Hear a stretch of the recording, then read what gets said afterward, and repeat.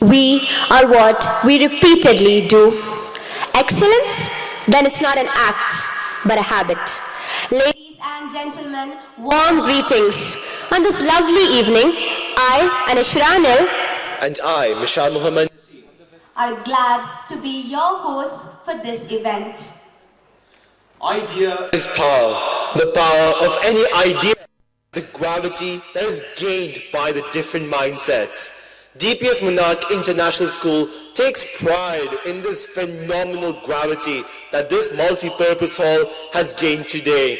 At this moment, on its second edition of TEDx DPS Monarch 2025. On this lovely occasion, it's a proud privilege and great pleasure to welcome our Honorable Chief Guest and School President, Mr. Yasir Naina, our School Executive Committee members, School Principal, key invited guests from other schools, and of course, my fellow Monarchians. On behalf of DPS Monarch International School, it's an immense pleasure to welcome each and every one of you to this exquisite evening. And also, we would like to acknowledge our sponsors, New Saraswati Publication House and National Olympiad Foundation for sponsoring wholeheartedly our attendee takeaways. The best way to have a good idea is to have lots of ideas. The second edition of TEDx at DPS Monarch is not just an event, it's the outcome of a year-long journey. A journey shaped by our school's TEDx Club and its dedicated members who work passionately across diverse committees such as curation, event management, executive production, website development, design, marketing, budget and sponsorship, and video production. Today, together, we have transformed an idea into a movement, a plan into a process, and a vision into a TEDx experience that you all are going to witness imminently. On behalf of DPS Monarch International School, we are honored and privileged to host esteemed dignitaries, visionaries, and leaders today. It's a distinct privilege to felicitate the guiding force in all our purposeful endeavors, our chief guest and school president, Mr. Yasir Naina, for gracing this event. We would like to invite the TEDx DPS Monarch student organizers, Hardik, Anushri, and Anushka, to present a token of love and respect to our chief guest. Sir, your presence today is a great motivation and inspiration for all of us.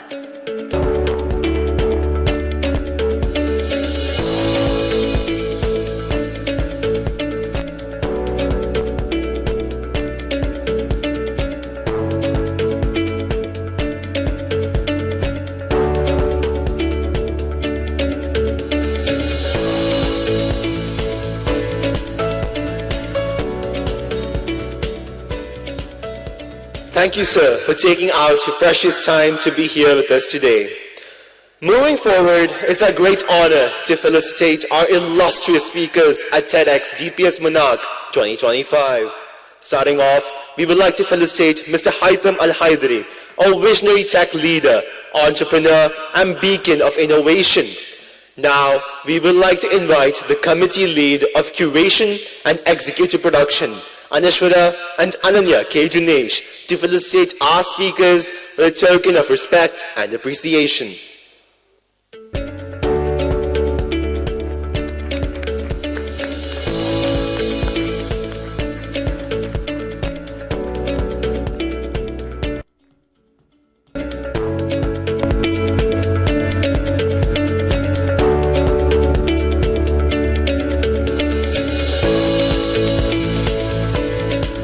Thank you, sir, for gracing us with your valuable presence. Now, we would like to invite the leads of event management and marketing, Vishwa Trivedi and Asa Yodkar, for felicitating our next speaker.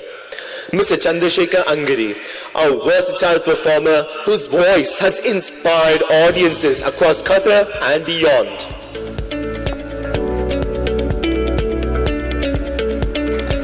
Thank you, sir, for accepting our invite and gracing this occasion.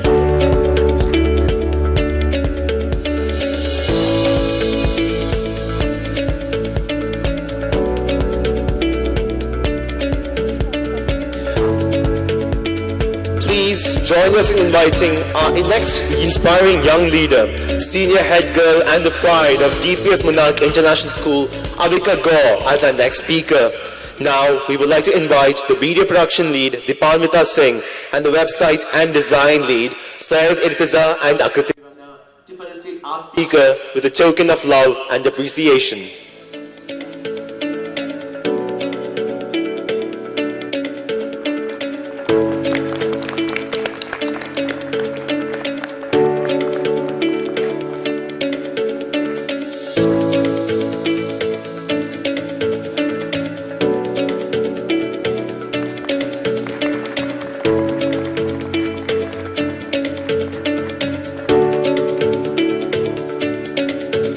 Thank you, Avika, for representing the youth as student speaker.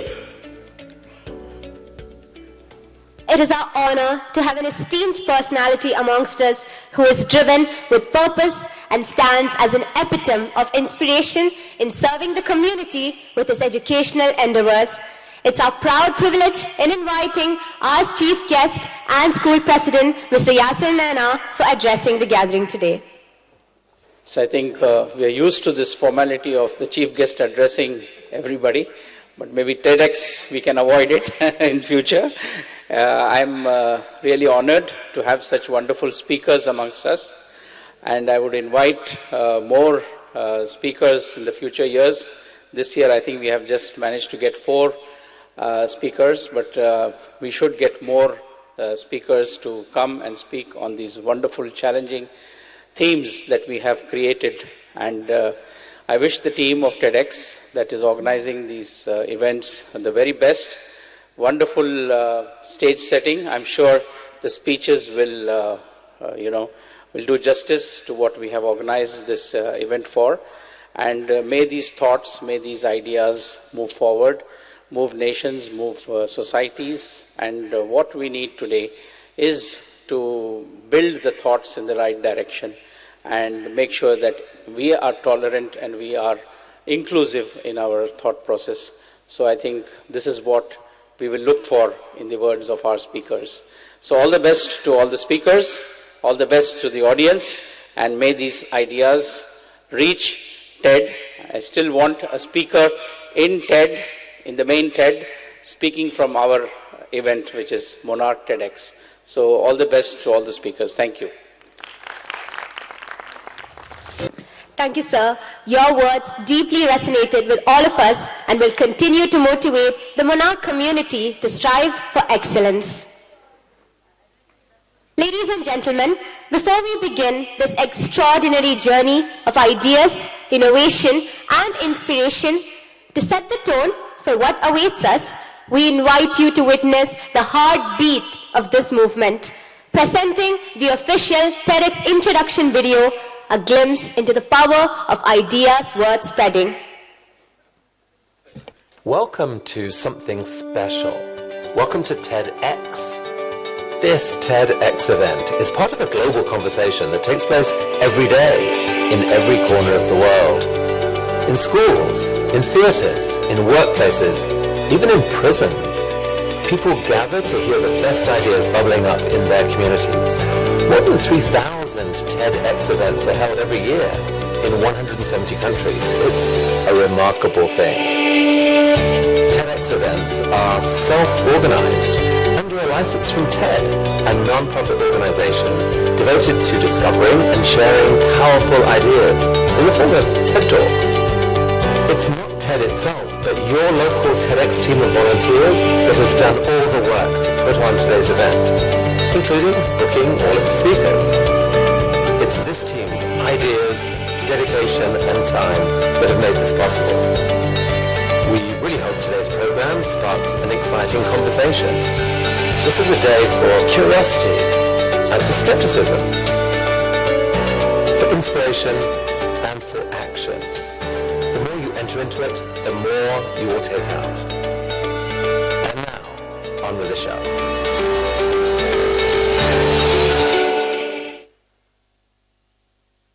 The theme for the second edition of TEDx DPS Monarch 2025 is Defy to Define. It's not just a theme, It's an active call to challenge inherited limitations and claim an authentic path forward by breaking the barriers, and what transformative power is unlocked when we finally redefine. So without further ado, let's invite our first speaker, a graduate from Texas A&M Qatar, former CEO of Qatar Living, co-founder of Modaris, recognized as Red Herring Asia Top 100 in 2019, has built digital platforms that touch thousands and shaped communities through tech. With experience in scaling services, leveraging AI, and driving growth, he brings insights into innovation, entrepreneurship, and the future of online platforms. Please join me in welcoming our first speaker, Mr. Haitham Al-Haidri. Sir, the stage is yours. Thank you very much. It's an honor to be here. It's very exciting to be here.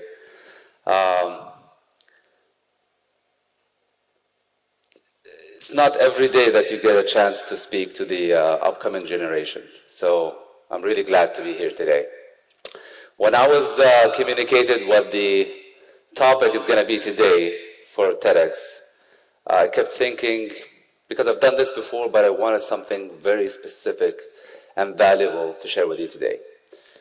And then I dug down to the most core lesson I've learned in my life, and the one that truly shaped who I am today. And my topic today, do I have to? Thank you.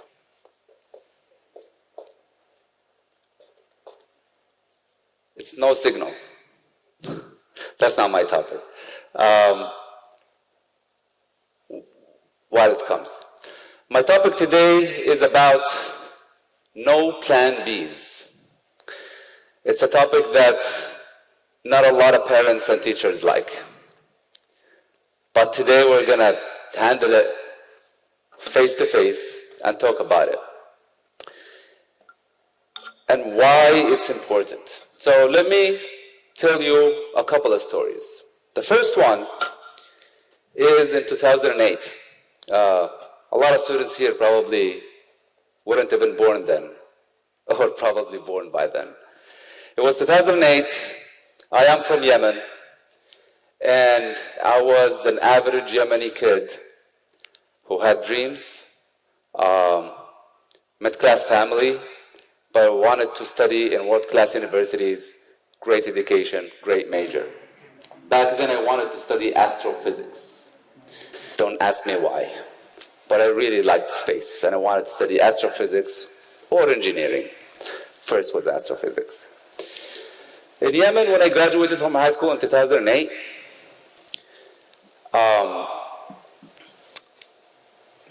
we had to take 1 year off. In that 1 year off, you don't get your degree, but you stay in the country, maybe you learn a language, you learn a skill, you work, and then you take it the second year. Now, before I say about what happens in the second year, you should know that there, if you take 3 gap years after high school, you lose your high school degree and you have to do it again. So you have only 3 years to go to university. So first year, gone. In that year, though, I learned English. I spoke no word of English until the age of 18. And in that year, I learned English. Because in my head, I don't care what happens, I'm going to leave to study in a world-class university something that I want to become something big, and they will pay for it. Because I don't have money, and my family doesn't have money for it. So that year, it was 2008, 2009, there was a financial bubble in the world. And so I was applying to all these American universities, and even though some accepted me, none accepted me with full scholarship. Because they don't have money, the world just got broke. And so I actually had one university that said, you're on the wait list, but if you change your major, maybe we'll consider you. And I was like, nope, I want to be an astrophysicist. So that was second year gone. You can realize the pressure I got from my mother every day, and she says, look at your friends, they've already started university, they're already in their second year of university, you're wasting your life, you're wasting your time. Of course, she's a mother, she's concerned. And of course, I had one other year to make it, or I'm going to lose my high school and I have to do it again. And I remember one day I sat with my father when it was the beginning of the third year, and he said, do you know what you're doing? I said, yes, I do. He's like, then go ahead and do it. So that third year, I did everything I could. I didn't even consider registering in a university back home. Although everybody was saying, and a lot of my friends did, register in university here, get admission, start studying, and then if you get a scholarship or something, go. I was like, nope, I'm all in. That third year, I got accepted in the American University of Beirut. I got accepted in the University of Marie Curie in Paris and Texas A&M University in Qatar. And I chose to come to Texas A&M University here in Qatar, fully paid, and the journey started. That was 3 years that was extremely stressful, but later on, when I looked back, that was definitely the right choice. I didn't realize I did it by design. It was just me taking huge risk, betting on myself that I can do it, and it worked. With the years, it showed that there was a pattern, because every time something huge came and I wanted to do it so bad, I noticed that I take only one plan, and I never took an alternative plan. And then it worked out. I took a bet on myself and it worked out. And it started recognizing a pattern. And so it comes down to the second story. And that's when I graduated, I started working, I just got married, I brought my wife here. And work was not what I wanted to do. And it was getting really more and more tough. I know that I wanted to do my own startup, my own tech. And so I quit my job. I didn't have a lot of money. My wife just came to the country. A couple of months in, we were working on our startup, what was called Mudarris. It's an app to connect students with private tutors to have home tutoring. And I remember a couple of months in after we did it, after I quit, we had about 1,200 riyals in the bank account, about $300, and that was it. Literally, that was it. And now look back at it, I didn't start thinking, we need some money, let me get another job until I get this running. What I did was just naturally thinking, I'm gonna get this done. And then in March, and that was 2017, I think, there was a conference here called KidCom. Some of you might have attended it a few years ago. Now it's replaced by the Web Summit. We went, there was a competition for the most innovative startup in Qatar. And we went there and I didn't even think of what happens if we lose. I just went in to win and I just didn't think of anything else. This is the only thing that I saw. We practiced well, we did exactly what we thought it's gonna get us there. Couple of weeks in, we won the most innovative startup in Qatar. And that was the breakthrough for Mudarris. Few years in, by the way, Mudarris, we started with $200. Few years in, we were in 5 countries, serving over 40,000 students a month, and we were valued over $15 million. I exited and I sold the company in 21, and then I moved on to other things. So, why am I saying this? Because the commitment is measured always by what you risk. And it's not just something I say. It's so important that you realize what you're doing and why you're doing it, and how it's affecting you, affecting the results of it. And so before I end, I want to show you something. Does anybody recognize this scene from which movie? This scene is from the movie The Dark Knight Rises, Batman and Bane. if you guys watched it. And I think this resembles everything I want to say today, the whole message. And it goes with defy to define. Bane was much stronger than Batman. And he beat him up and put him in a prison under the ground. The thing is, the prison is open. There is no gate. It's just under the ground. You have to go on a very small ledge in order to jump in or jump out and try to climb. So he tried